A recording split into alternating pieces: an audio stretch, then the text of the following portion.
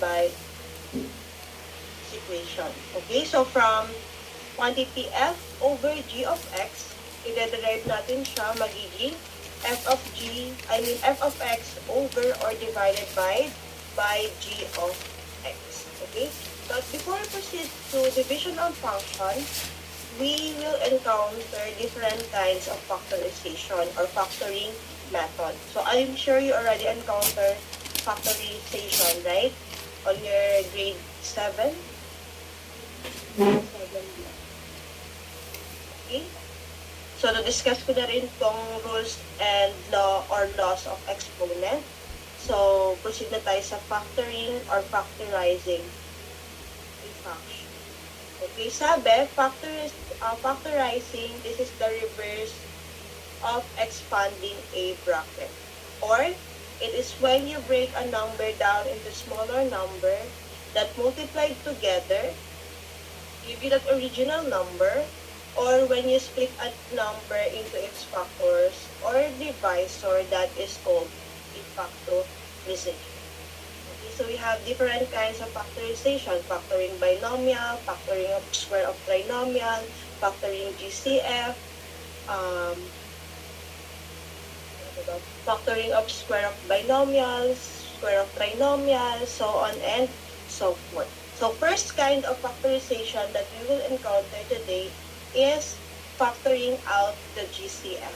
Kapag sinabi natin GCF, it is called a greatest common factor. Okay? So we have here the first step. So the step 1, you are going to identify the GCF of polynomial. Kapag sinabi natin polynomial, aabot yan aabot yan more than 3 terms. Okay? Next step is divide the GCF out of every term of polynomial. So, meron tayong first term, second term, third term, so on and so forth. That is the second step. And the last, ayan, yun pala. We have only 2 steps in factoring out the GCF. So we have the first one, example. We have 14y raised to 5 minus 4y cubed plus 2y. Okay? So first things first is to look at all the numbers. We have 14, 4, and 2. Okay, ang sabi sa first step is identify the GCF of the polynomial. So, ano ang GCF ng 14, 4, and 2? So, kapag nahihirapan kayong hanapin yung GCF, ano yung, sa tingin nyo, yung same yung kanilang divisibility? 14, 4, and 2. 14 and 14? 2 po. Okay, that's correct. 2. Divisibility ng tatlong yan, 14, 4, and 2. So, that's correct. They are both divisible by 2. Okay? So, ilalabas nyo si GCF. Okay? So, paano nakuha naman si Y? So, as you can see, all the given terms have variable Y. Tama?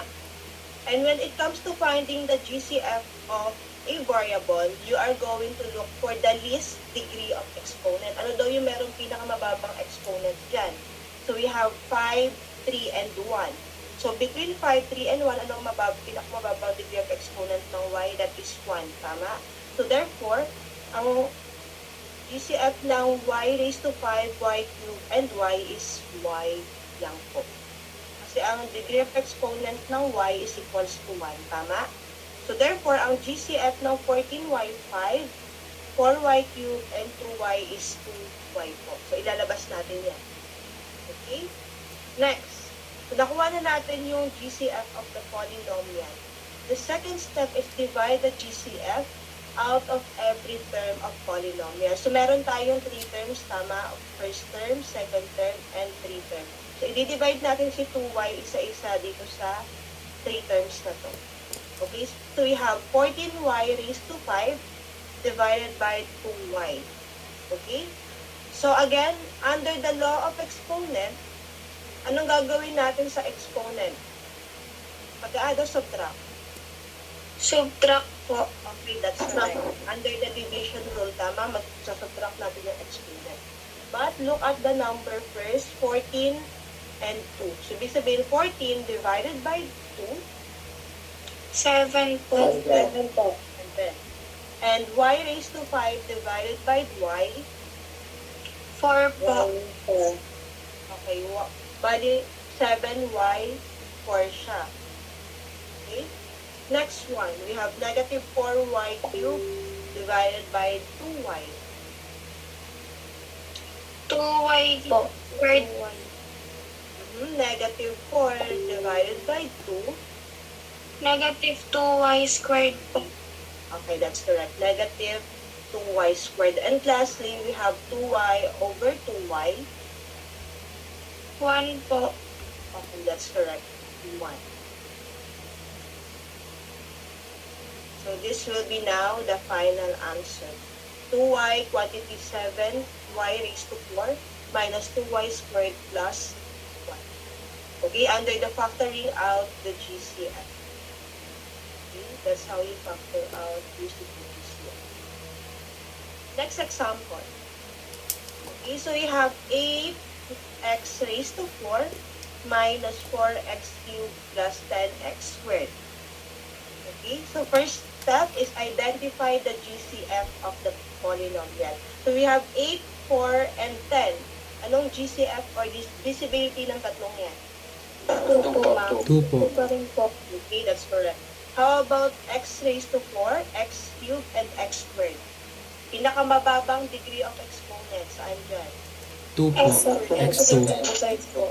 Right. So therefore, yung GCF niyan is equals to 2x squared. Tama? Ayan, 2x squared po.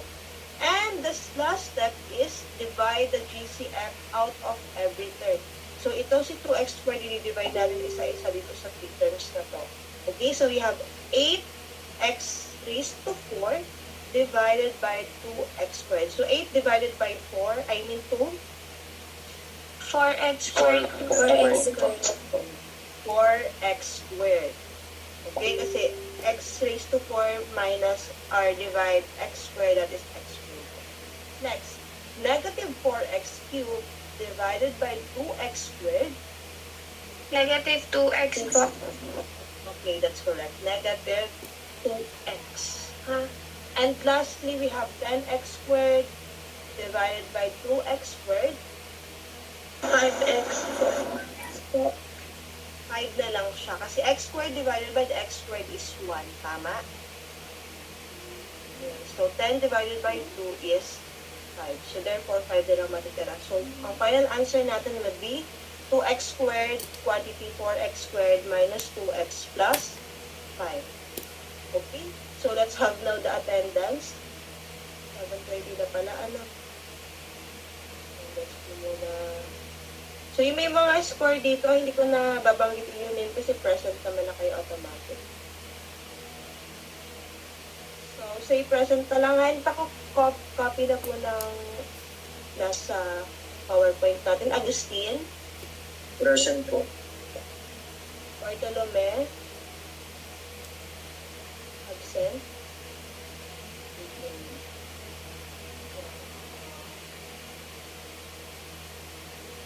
Dito, Bernas, sorry. Present po. Bunda. Wala. Kaso. Present po. Dela Flor. Present po.